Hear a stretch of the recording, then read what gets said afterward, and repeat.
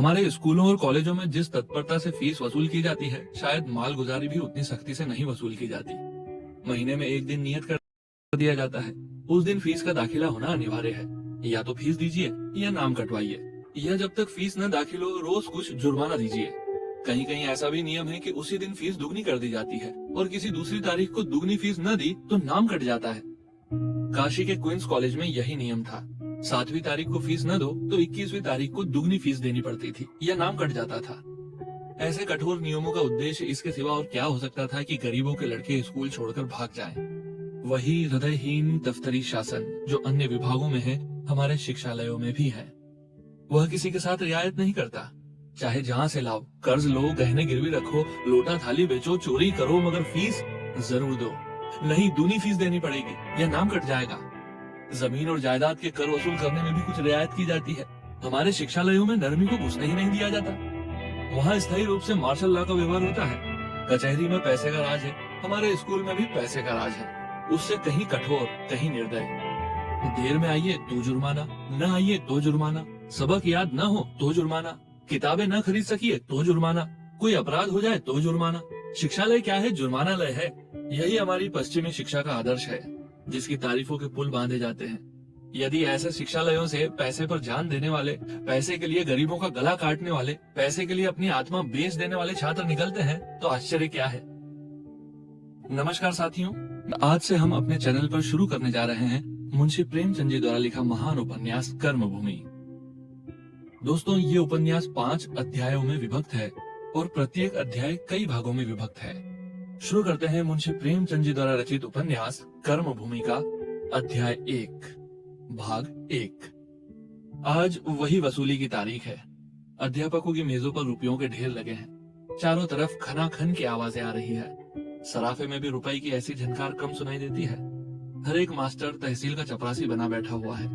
जिस लड़के का नाम पुकारा जाता है वह अध्यापक के सामने आता है, फीस देता है और अपनी जगह पर आ बैठता है। मार्च का महीना है। इसी महीने में अप्रैल, मई और जून की फीस भी वसूल की जा रही है। इम्तिहान की फीस भी ली जा रही है।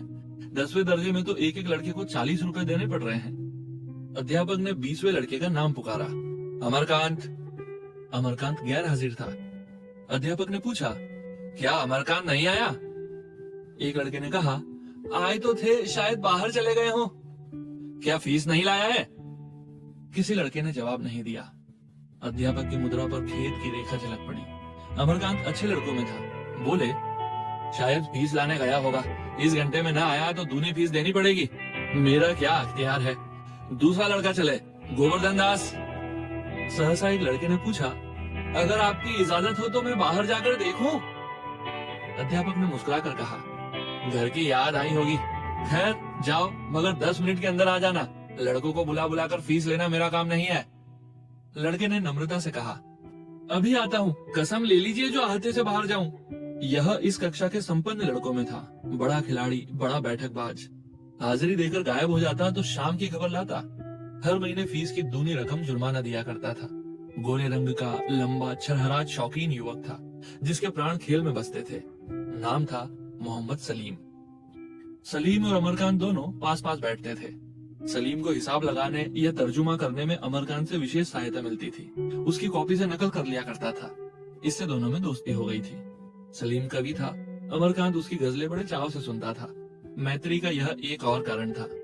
सलीम ने बाहर जाकर इधर उधर निगाह दौड़ाई। अमरकांत का कहीं पता न था। जरा और आगे बढ़े तो देखा वह एक वृक्ष की आड़ में खड़ा है। पुकारा, अमरकांत, ओ बुद्धूलाल, चलो फीस जमा करो, पंडित जी बिगड़ रहे हैं। अमरकांत ने अचकन के दामन से आंखें पोंछ ली और सलीम की तरफ आता हुआ बोला, क्या मेरा नंबर आ गया?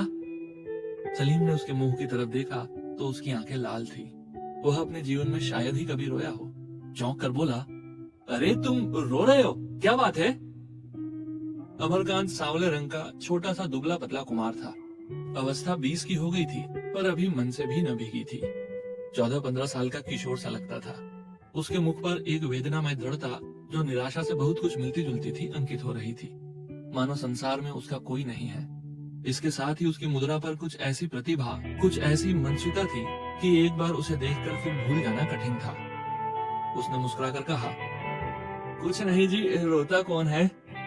आप रोते हैं और कौन रोता है? सच बताओ क्या हुआ? अमरकांत की आंखें फिर भर आई। लाख यत्न करने पर भी आंसू न रुक सके। सलीम समझ गया। उसका हाथ पकड़कर बोला, क्या फीस के लिए रो रहे हो? भले आदमी, मुझसे क्यों न कह दिया? तुम मुझे भी गैर समझते हो। कसम खुदा की, बड़े नालायक आदमी हो तुम। ऐसे आदमी को गोली मार देनी चाहिए। दोस्तों से भी यह गैरियत। चलो क्लास में, मैं फीस दिए देता हूँ। जरा सी बात के लिए घंटे भर से रो रहे हो।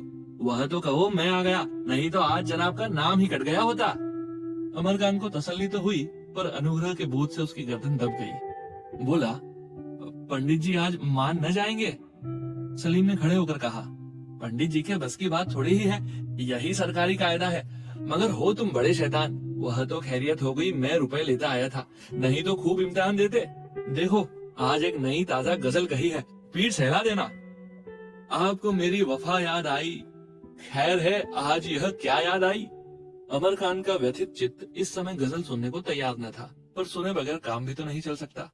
बोला, नाजुक चीज है, खूब कहा है, मैं तुम्हारी जबान की सफाई पर जान देता हूँ। सलीम ने कहा, यही तो खास बात है भाई साहब, लफ्जों की झंकार का नाम गजल नहीं है। दूसरा शेर सुनो। फिर मेरे सीने में एक हूक उठी, फिर मुझे तेरी अदा याद आई। अमरकांत ने फिर तारीफ की, लाजवाब चीज है, कैसे तुम्हें ऐसे शेर सूझ जाते हैं? सलीम हंसा, उसी तरह जैसे तुम्हें हिसाब और मजनून सूझ जाते हैं, जैसे एसोसिएशन में स्पीच दे लेते हो। आओ पान खाते चले।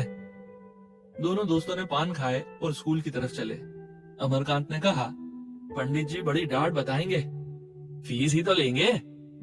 और जो पूछे अब तक कहाँ थे, कह देना फीस लाना भूल गया था।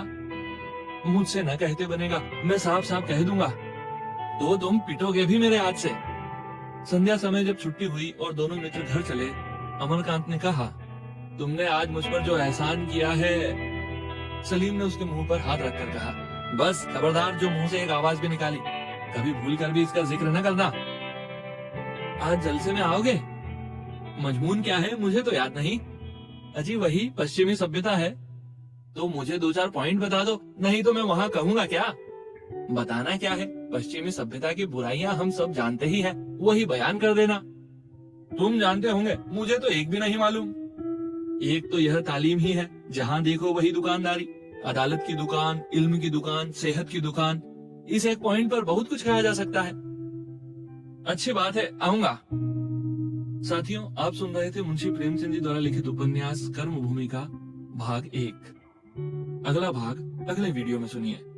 इस उपन्यास के बारे में अपने विचार हमें कमेंट सेक्शन में जरूर बताएं। और हाँ साथियों, ऐसी ही मजेदार कहानियां, उपन्यास, कविताएं सुनते रहने के लिए हमारे इस चैनल को सब्सक्राइब जरूर कर लें।